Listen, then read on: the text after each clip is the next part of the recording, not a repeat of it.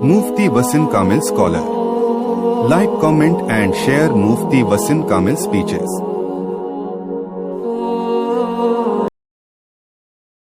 حشرنا علیہم کل شیء قبلا ما كانوا لیؤمنوا. اس بارے کے اندر اللہ تبارک و تعالی نے مشرکین کی ہر درجے کو بیان فرمایا کہ وہ اللہ کے نبی صلی اللہ علیہ وسلم کی خدمت میں آتے تھے اور ایسی باتیں پوچھتے تھے جو ان کے منشا کے مرضی کے مطابق ہوتی تھی اور ایسی فرمائشیں کرتے تھے جو معجزات کے اندر آ جاتی ہیں. جیسے یہ کہتے تھے اے محمد صلی اللہ علیہ وسلم اگر آپ ہمارے لیے ہمارے واسطے اگر آسمان سے فرشتوں کو اتار دیں اور ہم دیکھ لیں تب ہم آپ پر ایمان لائیں. دوسرا یہ کہتے تھے کہ یہ جو مردے پڑے ہوئے ہیں قبرستانوں کے اندر اگر یہ اٹھے اور اٹھ کر کے ہم سے بات کرے پھر ہم ایمان لائیں. یہ دو ایسے ان کی چیزیں بتائی جا رہی ہیں. تو یہ خالی جو ہے ایک پریشان کن باتیں ہیں جس کا تعلق جو ہے نبی کے اختیار میں بھی یہ چیزیں نہیں ہیں.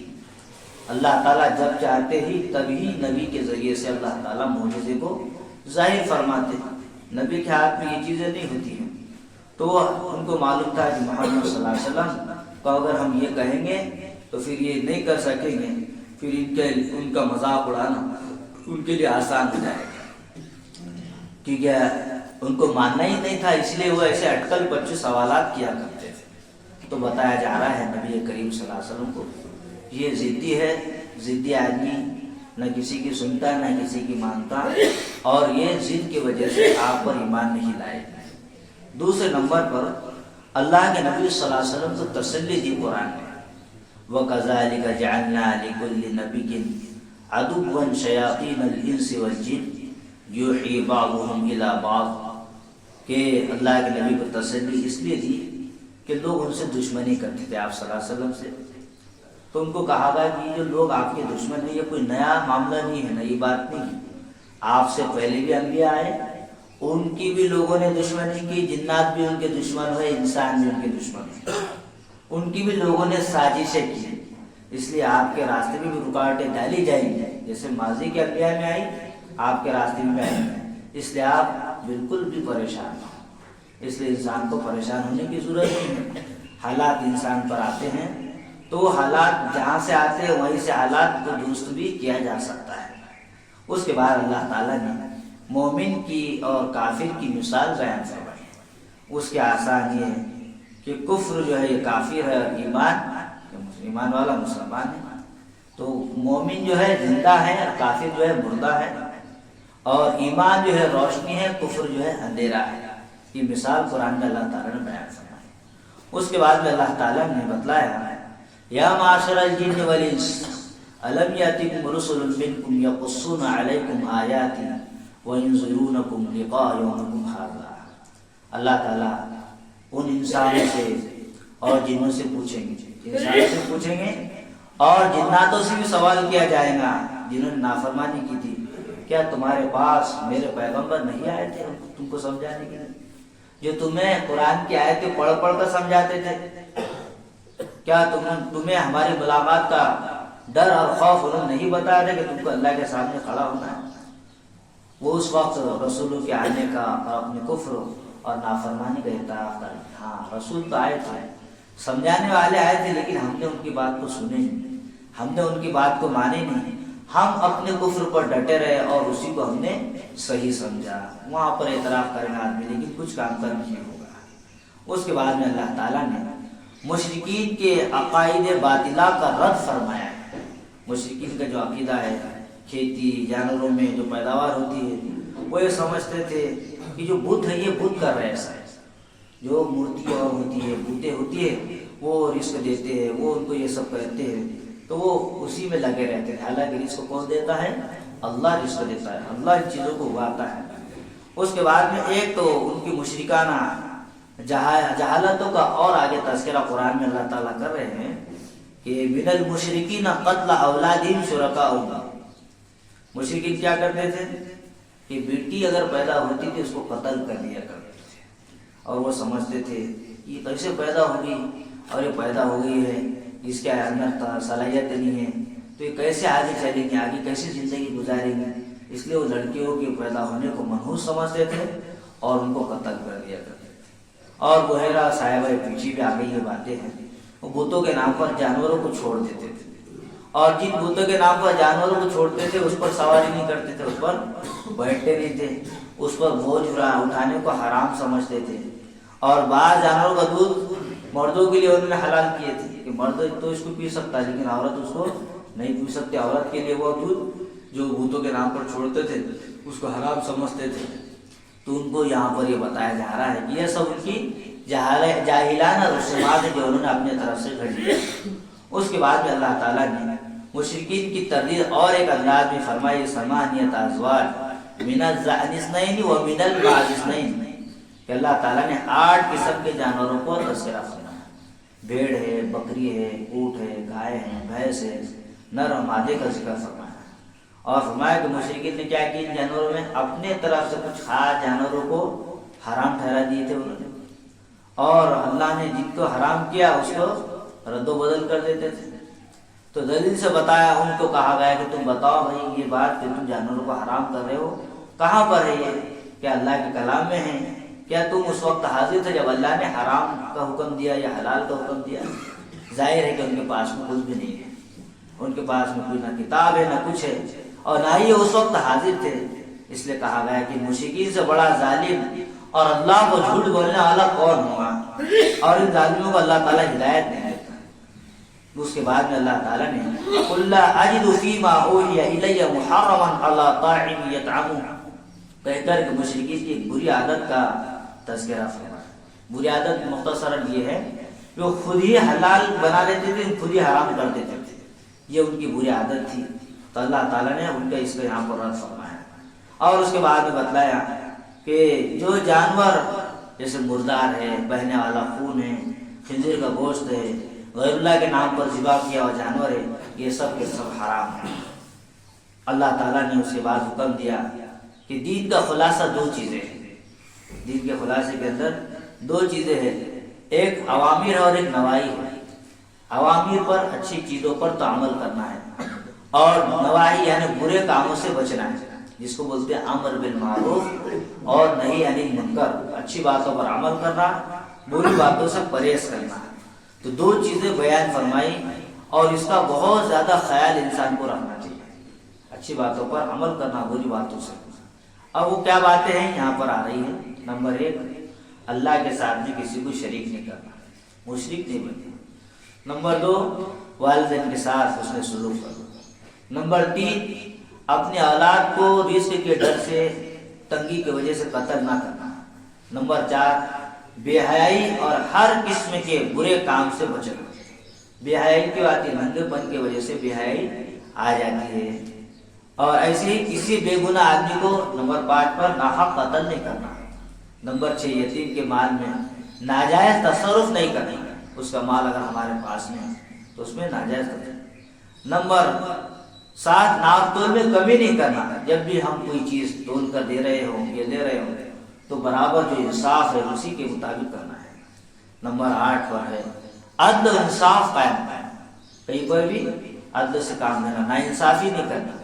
اور نمبر 9، اللہ کے عہد کو پورا کرنا. اللہ تعالیٰ نے جو عہد ہم سے لیا ہے اور ہمارے کو جو کرنے کا اللہ نے حکم دیا اس کو پورا کرنا، اور صراط مستقیم پر چلنا. اللہ تعالیٰ نے جو راستہ بتایا ہے نا اس پر گامزن رہنا. اس کے بعد میں بتایا جا رہا ہے کہ رحیم اور کریم ذات اللہ کی ہے، کہ دیکھو اللہ کی ذات کتنی رحیم ہے کہ من جاء بالحسنہ فلہ عشر امثالها، کہ آدمی ایک نیکی کرتا، ارادہ کرتا ہے ایک نیکی کرنے کا، اللہ تعالیٰ اس کو اس کے بدلے میں نام اعمال میں ایک نیکی کے بدلے میں 10 نیکیاں لکھ دی جاتی ہیں.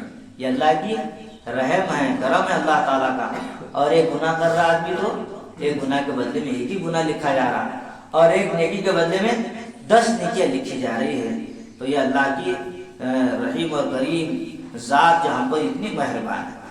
اس کے بعد میں اللہ تعالیٰ نے آخر میں فرمایا قُلْ إِنَّ صَلَاتِي وَنُسُكِي وَمَحْيَايَ وَمَمَاتِي لِلَّهِ رَبِّ الْعَالَمِينَ، کہ ہمارا مرنا، ہمارے جینا، ہماری قربانی یہ سب کس کے لیے ہو؟ اللہ کے لیے ہو. ہر چیز اللہ ہی کی ہے اور اللہ کی اطاعت میں آدمی ان چیزوں کو خرچ کرے. اس کے بعد میں سورہ اعراف ہے. سورہ اعراف یہ جو ہے اس کے اندر اللہ تعالیٰ نے 3 قسم کے مضامین کو بیان فرمایا. پہلا مضمون تو اس کے اندر یہ ہے کہ آخرت کا تذکرہ کیا گیا ہے. آخرت جو مرنے کے بعد آنے والی زندگی ہے. رسالت کا تذکرہ. رسالت کا مطلب اللہ کے نبی صلی اللہ علیہ وسلم کی نبوت، رسالت اور توحید کو بیان کیا گیا. اور نبی کریم صلی اللہ علیہ وسلم کی اس میں تسلی دی گئی. تسلی کیا دی گئی؟ کہ اللہ کے نبی دعوت دیتے تھے، لوگ دعوت قبول نہیں کرتے تھے تو آپ کا دل تنگ ہو جاتا تھا، آپ پریشان ہوتے تھے، ناراض ہو جاتے تھے. تو کہا گیا آپ تنگ نہ ہو، ان کے جھٹلانے سے، ان کے نہیں ماننے سے آپ پریشان مت ہوئیے. اور یہ ایمان نہیں لا رہے تب بھی آپ پریشان نہ ہوں. آپ کا کام یہ ہے کہ احسن طریقے سے، اچھے طریقے سے لوگوں کو سمجھا دینا ہے. اس کے بعد میں اللہ تعالیٰ نے بتایا کہ کل قیامت میں ہر ایک انسان کی نیکی کو تولا جائے گا اچھے انداز میں. جس کے عمل کے اندر جان ہوگی اس کا عمل وزنی ہوگا، اخلاص کی جان ہوگی. اور جس کے عمل کے اندر جان نہیں ہوگی، یعنی اس کا عمل سنت شریعت کے مطابق نہیں ہوا، تو اس کے عمل کے اندر جان نہیں رہی، ہلکا ہو جائے گا. اس لیے عمل کے لیے 3 چیزیں ضروری ہے صحیح کرنے کی. 3 شرائط ہے. نمبر 1 عقیدہ ٹھیک ہو عمل کرنے کے لیے. نمبر 2 ارادہ ٹھیک ہو عمل کرنے کے لیے. نمبر 3 طریقہ ٹھیک ہو عمل کرنے کے لیے. عقیدہ، ارادہ اور جو ہے طریقہ، 3 چیزیں جب کسی عمل کے اندر پیدا ہوں گی تو وہ عمل کے اندر جان پیدا ہوگی. اس کے بعد میں اللہ تعالیٰ نے جو داستان بتائی ہے، کائی کی داستان، آدم علیہ السلام اور شیطان کا واقعہ بتایا. مختصراً یہ ہے کہ واقعہ بارہ ہم سنتے رہتے ہیں کہ اللہ کی طرف سے حکم تھا کہ آپ اس درخت کے قریب مت جانا. لیکن حضرت آدم چلے گئے اور اس درخت کا پھل کھا لیا. اس کی وجہ سے آپ جنت سے اتار دیے گئے. تو شیطان نے آپ کو حوصلہ دیا اور وہ شیطان کیوں دشمن بنا کہ اللہ کی طرف سے حکم تھا کہ آدم کو سجدہ کرو، تو اس نے سجدہ نہیں کیا.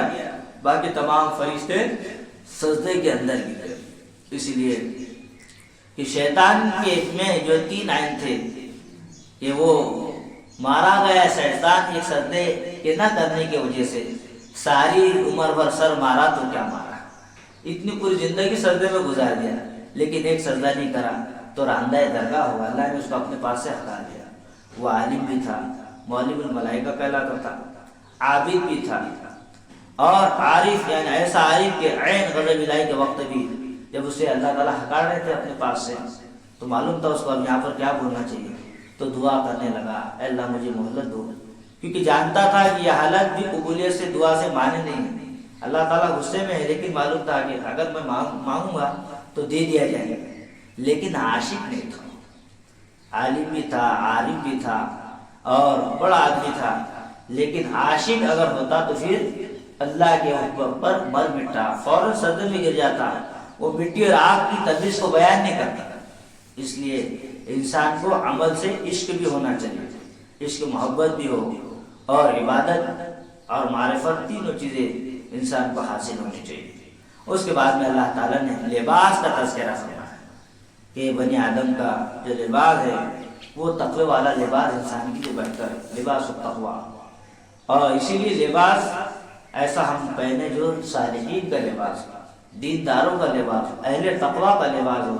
ایسا لباس بدن کریں، ایسے لباس سے اپنے آپ کو بچائیں، مستورات کو بچائیں کہ جس سے بے حیائی، فحاشی کا اظہار ہوتا ہو، جس سے گناہ لازم آتا ہو، ننگے پن کا اظہار ہوتا ہو، اس سے بچنا چاہیے. اس لیے قرآن میں ہے یا بنی آدم خذوا زینتکم عند کل مسجد. اللہ یہاں پر فرما رہے ہیں کہ جب تم عبادت کے لیے آؤ تو خوب زینت اختیار کر کے آؤ. اور یہ کافر لوگ کیا کرتے تھے، جب بیت اللہ کا طواف کرتے تھے تو پورے کپڑے اتار لیتے تھے اور ننگا چکر لگاتے تھے. پھر ان کو کوئی بولتا تھا ایسا تم کیوں کر؟ نہیں، ہم نے یہ کپڑے میں گناہ کیے بولے، اس لیے ہم چاہتے ہیں کہ یہ کپڑوں کو رکھتے اور ایسا ہی برہنہ طواف کریں. تو یہ برہنہ کام کرنے سے منع کیا گیا. اس کے بعد میں اللہ تعالیٰ نے بتایا کہ انسان پر وہی حکم نافذ کیے گئے جو انسان کی طاقت کے اندر ہے. ہم جو کر سکتے اللہ نے وہی دیا ہم کو، اور ہم جو کر نہیں سکتے تھے، برداشت نہیں کر سکتے تھے، اس لیے اللہ تعالیٰ نے اس سے ہماری جو ہے بچا دیا ہم کو. اس کے بعد میں اصحاب اعراف کا تذکرہ فرمایا کہ اہل جنت اور اہل جہنم اور اصحاب اعراف. ایک تو لوگ جنت میں چل جائیں گے، جنتی، ایک طبقہ جہنم میں چل جائے گا، اور ایک طبقہ اصحاب اعراف کا ہے جو جنت اور جہنم کے درمیان میں ایک دیوار ہے، اس پر وہ ہے، اسی لیے اس کو اعراف کہتے ہیں. تو یہ اللہ تعالیٰ نے جو وعدہ کیا تھا وہ سچا تھا، ہم نے پا لیا. لوگ کہیں گے تمہارے ساتھ جو جہنم کا وعدہ تھا تمہیں بھی مل گیا، اور تم لوگ اعراف والے ہوں گے جن کی نیکیاں اور برائیاں برابر ہوں گی، اس لیے وہ بیچ میں رہ جائیں گے.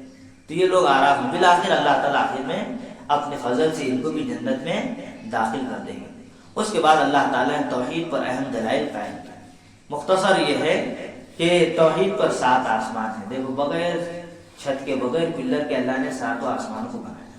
آج اپنے گھر بناتے اس کے لیے پلر کا ہونا بہت ضروری ہو جاتا ہے اور نیچے فاؤنڈیشن ہونا ضروری ہو جاتا ہے، لیکن اللہ تعالیٰ کا نظام ہے کہ تہ بتہ اللہ نے 7 آسمان بنائے بغیر کسی ستون کے پلر کے.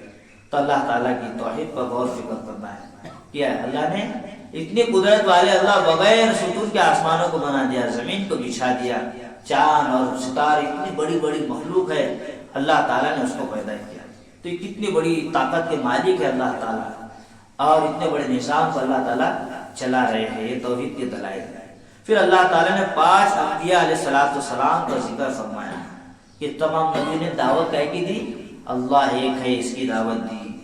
اور خاتم الانبیاء صلی اللہ علیہ وسلم کو اللہ تعالیٰ نے تسلی دی کہ مخالفین کی تکلیف پر دل بردستہ نہ ہو، دل کو چھوٹا نہ کرے، کیونکہ سابقہ قوموں کے انبیاء جو آئے ہیں ان کے قوموں نے بھی ان کے ساتھ میں ایسے کیا.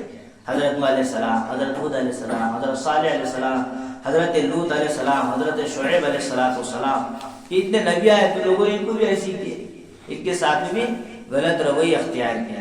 اس لیے کبھی کبھی ایسا ہوتا کہ آدمی کسی کی وجہ سے ناراض ہو جاتا، دل کو چھوٹا کرنا تھا. اس لیے 2-3 مقام پیچھے گزر گئے، اس میں بتایا گیا کہ دل کو چھوٹا کرنے کی ضرورت نہیں ہے، ناراض ہونے کی ضرورت نہیں ہے. حالات آتے ہیں اور پھر چلے جاتے ہیں. اس لیے اللہ تعالیٰ سے دعا کرتے رہے کہ اللہ تعالیٰ ہمیں شرک سے بچائے اور توحید پر قائم رہنے کی توفیق عطا فرمائے، برے عادتوں سے بچنے کی اور اچھے عادات اختیار کرنے کی توفیق عطا فرمائے، اہل باطل سے ہماری حفاظت فرمائے، اہل حق کے زمرے کے اندر ہم کو شامل فرمائے.